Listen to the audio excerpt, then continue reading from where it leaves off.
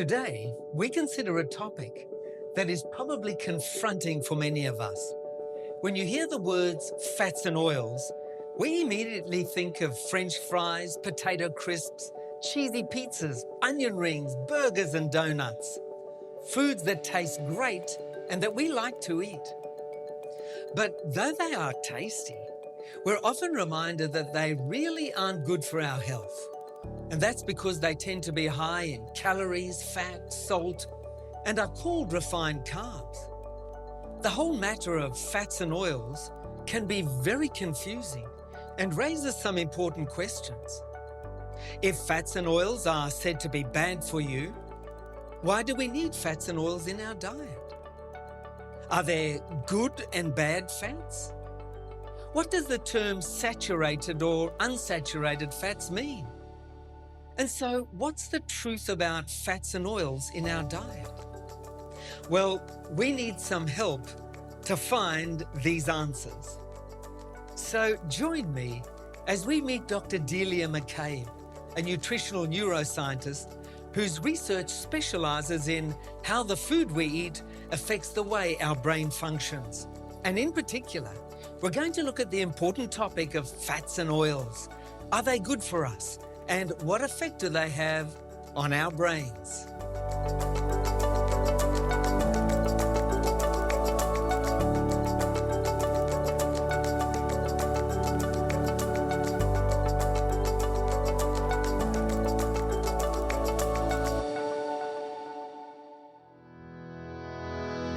Butter, fish oil, olive oil, palm oil, and cheese. These are the commonly used fats and oils in our diets. But are they good for us? And why is it necessary for our brains to have some fats and oils? Well, to help us unravel the mystery of what fats our brains need and which ones our brains don't need, we're going to ask an expert in nutritional neuroscience, Dr. Delia McCabe. Delia holds a PhD from Adelaide Medical School and is the author of 2 successful books. She has focused on nutrition for over 2 decades and has done the hard work for us, translating the vital information from the nutrition and neuroscience research into easy-to-understand facts for us. Delia, welcome to our program. We're delighted that you can join us today to share your latest research on fats and oils. Thank you, Gary. I'm delighted to be here. This is a very important and it's actually a fun conversation. So let's get to the very heart of our discussion. What are fats and oils? Fats and oils are one of the 3 macronutrients that we need to consume. So there's protein, there are carbohydrates, and there are fats and oils. The biggest problem with fats and oils is their name. Because instead of calling them by their technical name or their nutritional name, which is lipids, researchers call them fats. So people assume that they are exactly like the fat that we carry on our body, and that is not the case. Fats and oils have gotten a really bad rap because, let's face it, the researchers who researched them decades ago didn't actually understand them. It's the most complex topic in nutrition, which is why most people are fooled by fats and oils and why there's so many myths around them. The truth is, if you can't make certain fats in your body, and if you don't get another group of very important fats via your diet, you will be deficient in them and your brain will not function optimally. So if you want to feel great, think clearly, be able to focus and concentrate, remember things well, be in a good mood, lose weight and be your perfect weight, sleep really well, have a highly functioning metabolic system, keep your heart functioning well, and have loads of energy, you need the right fats in your diet. Now, I thought, however, that fat was bad.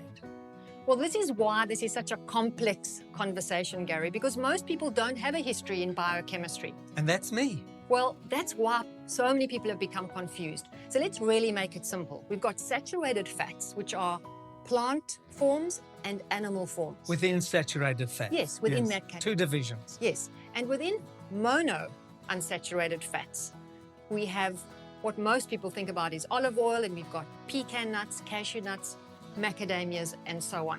Then we've got polyunsaturated fats. And within that category, we've got omega-3 and omega-6. But the omega-3 fats are the ones that the brain craves and needs to function optimally. So Delia, what do fats do for our body and brain? Great question. Let's just think about it. All of our organs need to be insulated between each other and to protect us from the outside world. So we need fat to form an insulation layer, if you would think about it that way, between us and the external world. We also need it to help our body regulate our temperature.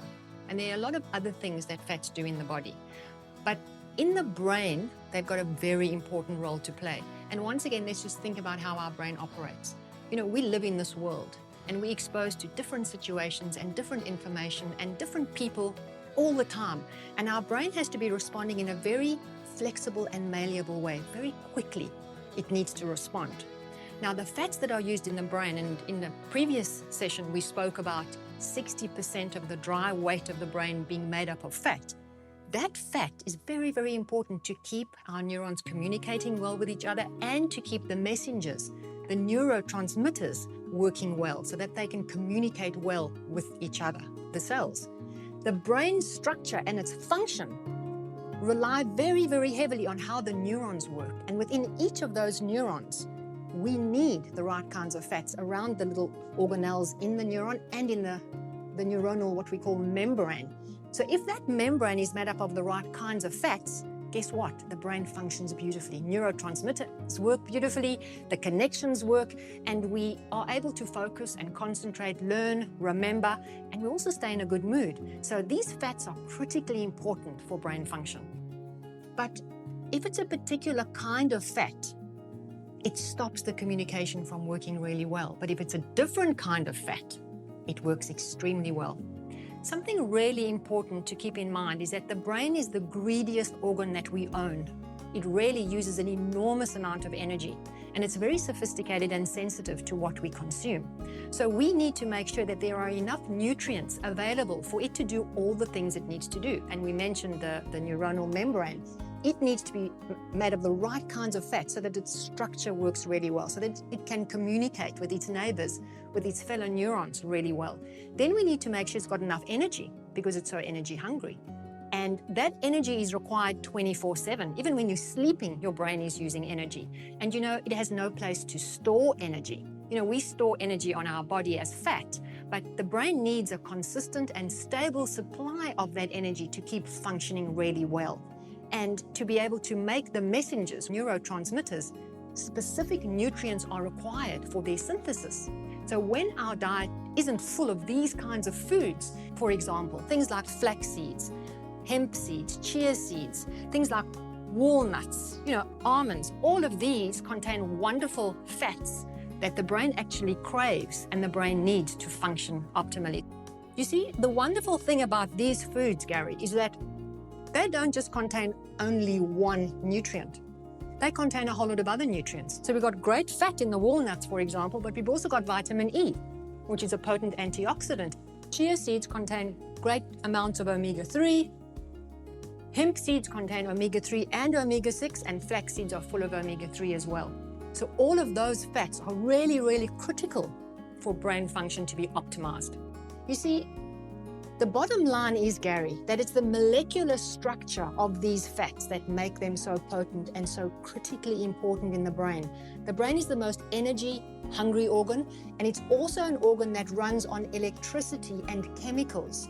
And these special fats and their specific membrane and molecular structure allows them to do that really important work. The brain is constantly assessing its environment. It's constantly assessing what it needs to do. And if it doesn't have these fats, that electricity and the chemicals, which we call neurochemical impulses, cannot function optimally. So I can show you what these fats look like. And let's have some fun at the same time. All right, that sounds good. So let's have a look at a plant form of saturated fats. Now, just be honest and have a little taste and tell me what you think of that. Not much. It's got no flavour. The texture feels good. It's got a nice texture, but I don't get any taste or any flavour from that. Absolutely. What is that? Here we go. What that is the fat, the cacao butter taken out of chocolate. Ah. Now, this is chocolate that has that fat in it. But most of the chocolate on the market today, unfortunately, doesn't have this good fat in it anymore because skincare manufacturers discovered that this fat is very shelf stable and it also smells nice and it's got a good texture. So they went to the chocolate manufacturers and said, hey guys, we're going to pay you a premium if you take all of the cacao butter out of the chocolate and use something else instead of that. And we're going to use this for skincare products. So then the chocolate manufacturers had a bit of a challenge because... Well, how are they going to replace it? Absolutely. And they needed to have a similar kind of a mouthfeel because without any Similar fat, texture. yeah, similar texture. So now they use damaged fats. And so most of the chocolate that we get today contains damaged fats. And that's a problem for us. But let's just have a look and see what else we have here. We've got some lovely olive oil. Now, olive oil is a monounsaturated fat. And the thing about olive oil that's so wonderful is that it's full of other really, really wonderful compounds too. So have a look at that beautiful color, Gary. Yes, Can you yes, see? Indeed. It's full of chlorophyll, it's full of vitamin E, and it's really good for us. But it is a fat that the body can make, the same as the body can make saturated fats. So it's not critically important for us to consume olive oil for its fat content. But its other content, yes, absolutely important. But now when we get to polyunsaturated fats, it gets a little bit more complicated because here we've got chia seeds, we've got hemp seeds, and we've got flax seeds. Now have a look at flax seeds in particular. You will see that they're really, really hard. Can you see that? Yes, I can. They're really, really hard. And they're hard because now I can feel, yes. they are protecting the omega-3 in the seed.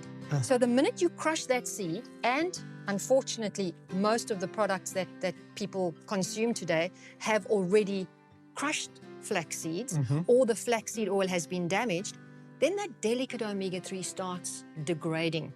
And as far as chia seeds go, when people just consume chia seeds on their own, they're not getting any omega-3 because it basically just moves through your digestive system. You need to soak them, and I do that with coconut milk, and then I crush them in a smoothie and I get loads of omega-3 through that. Can I just clarify this? So these three here, what fats come from these? We get both omega-3 and omega-6. From the flax? From the flax, yes. Hemp has got a very good balance of omega-3 and omega-6, and we get a lot of omega-3 from chia seeds. So, Delia, we've got our flax, we've got our hemp seeds, we've got our chia seeds. These are seeds that produce good fat for us. These are the fats we need and want. Absolutely. They are superfood fats. But now we also have bad fats that are freely available in processed food and in this form. So these are the fats we don't want. These are the fats we don't want. So where do they come from? What's their origin? They come from seeds that fall into the category of omega-6 polyunsaturated fats. So give me some examples. Cottonseed, sunflower seed, some sesame seed, all oils that we actually need. We actually need omega-6, but we don't need it in damaged form. So have a look at it. Not much color. Okay. Color's gone. Color's gone. Vitamin E is gone. Anything that stops it from being shelf stable will be removed from the manufacturers. Okay. They will take it out because they don't want their product to lose any money, because if it goes off, they've got to take everything out of it that makes it go rancid, and all the things that make it go rancid are actually good for us. Now, something else that I noticed, just this comes in a glass bottle. Yes. But this fat here, this oil, doesn't. No, and that's another great clue. Thank you for picking that out, because this is plastic. This is plastic, and the chemicals in the plastic leach into the oil, and we don't want those chemicals in our body or in our brain. So that is a really good point, because something else, if we have a look at coconut fat as well, that comes in a dark glass bottle, and this is also a saturated fat. Just have a look at it. It's also beautiful. Yes. Okay? But it is different to these because this is more of a fat than an oil. So this whole conversation, Gary, is really, really complicated, but we can simplify it beautifully.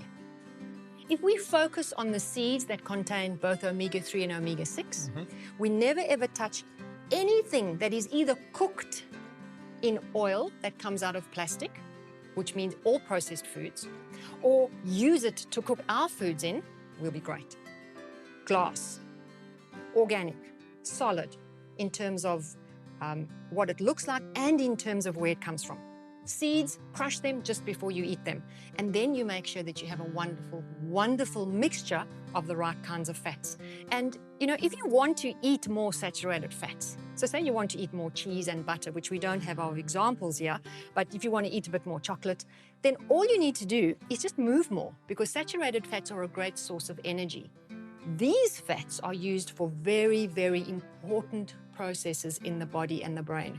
Specifically in the brain, because the brain needs to use energy and communicate very, very efficiently and very quickly. And these fats, because of their biochemical structure, allow that communication to happen really quickly, faultlessly, and they allow neurotransmitters to be synthesized from the end point of neurons. So that's axons, to jump over the synaptic cleft. But that's sounding a little bit complicated, but let's not make it complicated. We just know these fats allow flexibility and malleability in the brain, and we want a lot of that. So, Delia, we're talking here about the really good fats, the ones that we want, the fats and the oils. And they come from these seeds. So we've got the flaxseed, the hemp, the chia. We want the oils, the fats that come from them. But it takes a bit of time and effort, because we can't just consume the flax seeds as they are. They've got to be ground up, they've got to be fresh, etc. But it's important that we get them and take that time and effort and try to avoid the fats, the oil that is no good for us. Especially if we just take as the cue, if it's in plastic, avoid it. If it's processed and it's got fat, avoid it. Because the food manufacturers only care about shelf life and making money. They don't care about the health that we need, and the energy and the capability that these fats give our body and our brain to function optimally. If we just remember, avoid the fats that come in plastic and in highly refined and processed foods, we'll be eliminating most of the damaged fats. Then we have good fats in our home that we do not heat, so we don't fry with them. We also don't eat processed fast food either, because they're full of damaged fats. We need to respect fats and oils and eat loads of them to be optimally healthy. So it looks really complicated. And to tell you the truth, when I started investigating this many years ago, I actually made a chart for myself. And in the chart, I had saturated fats, the two categories. I had monounsaturated fats and I had polyunsaturated fats. And I made that chart look really good. And I've actually got it in my first book, because this is a very complicated subject and a lot of people get confused. But if we just remember, in whole form, they're great. If they're processed, they've got to be processed very, very carefully. We want to avoid anything in plastic. And we can enjoy lots of these if we move. That's our olive oil. Absolutely. Yes. And we put that in salad dressings. We enjoy healthy 70% dark chocolate, and we can enjoy coconut oil. And guess what? There's even something else that you can enjoy. And this is, I put the spoon in because this gets really, really quite sticky. This is coconut butter. And it is one of the most delicious and decadent things to consume, because it's got great mouthfeel, and funnily enough, it's even got great fiber. So Gary, there we go. Oh, I actually taste this? You actually taste that. Now, let me just go over what it is. It's coconut butter. Yes. And so I'm going to, all right, have my taste. Interesting texture, interesting flavor. But tell me, with all these fats around, how do we know, Delia, whether or not we're getting enough good fat? It's actually really easy to know if we aren't, because our skin will tell us immediately. You see, just to step back for a moment, these essential fats and other fats that are good are used in the body for a lot of different purposes. But the omega-3 and 6 fats are used for survival purposes, and that's our 4 primary organs of survival, and that's the brain, the heart, the adrenal glands, and the reproductive organs. So when we have enough of these fats and all of those organs are replete, that means they've got enough of them, then we have extra fats to find their way to our skin. Our skin isn't a survival organ, so it's not important that our skin looks great. So the first place to look at, if you think you may be deficient, is your skin, the heels of your feet. If you've got big cracks there, it means you're deficient. If your skin feels dry and you need to keep on adding moisturizer, another clear sign. And then, of course, we've got challenges with reproduction. We've got challenges with heart health and, of course, in the brain. So foggy thinking, a poor memory, sluggish focus and concentration, and an inability to learn really well. And, of course, we have mood as a challenge. All of those are symptoms as well of not getting enough of the right fats. But the real thing is just to have a look at your skin. If your skin is battling, you know you're definitely deficient in these fats. So Delia, I find I'm deficient. What do I have to get? Well, focus on these seeds firstly. Make sure that they're organic, make sure they've been kept cold, and then crush them and eat them fresh every single day. Or do what I do, soak the chia seeds in coconut milk and then just blend them in a smoothie. And then start watching your skin. It can take between 18 months to 3 years to get enough of those essential fats all the way to your skin cell membrane. So be patient, but keep on with it, because honestly, it's finding its way to every single cell that we have. And then the wonderful thing about these seeds is that they actually get changed into different compounds that the brain uses in a different, unique way. And that's a little bit more complicated. And a lot of people consume fish oil because they think that that's the only type of oil that we need, but it's definitely not. If we have a really superfood diet with all the nutrients we need and we consume these fats in this form, we actually are capable of making that really, really sophisticated DHA and EPA that people get from fish oil. But we make it in the way that the body's really happy to make because it knows how much to make. So yes, deficiency, focus on that. Have these in your salads. Enjoy this as a treat. Absolutely, but that is for deficiency exercises. Delia, I've actually heard that eating the right fats can actually make you lose weight. Is there any truth to that? Absolutely, there is. And once again, we're back to the right kinds of fats. You see, the body has a wonderful way of working. And when we eat the right fats, they stop genes that are coded for storing fat from being switched on. Okay, so that means you don't have those genes to tell your body, hey, let's store fat. And they also switch on the genes to improve your metabolism. So that means your metabolism works more quickly and you actually lose weight. The other thing that happens is that you actually end up being in a better mood. So your cravings disappear, which is another bonus. And of course, you are filling your whole body with all the right fats and oils, so you actually feel better. You feel that you have more energy, and so you don't feel sluggish. You want to move more. So there are all sorts of wonderful benefits from having the right fats, and yes, they do help you lose weight. Looking at the good fats here, does it matter whether they are organic or not? Yes, Gary, it does really matter because pesticides accumulate in fat. And as we've spoken about the brain being 60% dry weight fat, we don't want pesticides anywhere near that sensitive and sophisticated organ. So making sure that we choose organic oils, seeds, whatever oils we use is very, very important. And pesticides interfere with our endocrine system, which is our hormonal system, because after all, they were designed to do that to the pests. So avoiding pesticides from that perspective is also important. Delia, it's been a pleasure to have you on our program today. Thanks so much for sharing your latest research with us. It's amazing information. Thank you so much, Gary. It was an absolute delight. Food is a wonderful gift from God.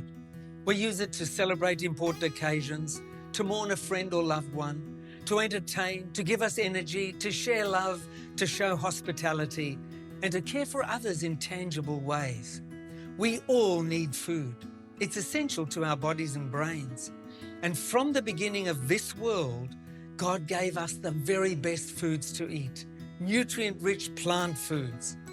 In Genesis chapter 1 and verse 29, God said, "Look, I have given you every seed-bearing plant throughout the earth and all the fruit trees for your food."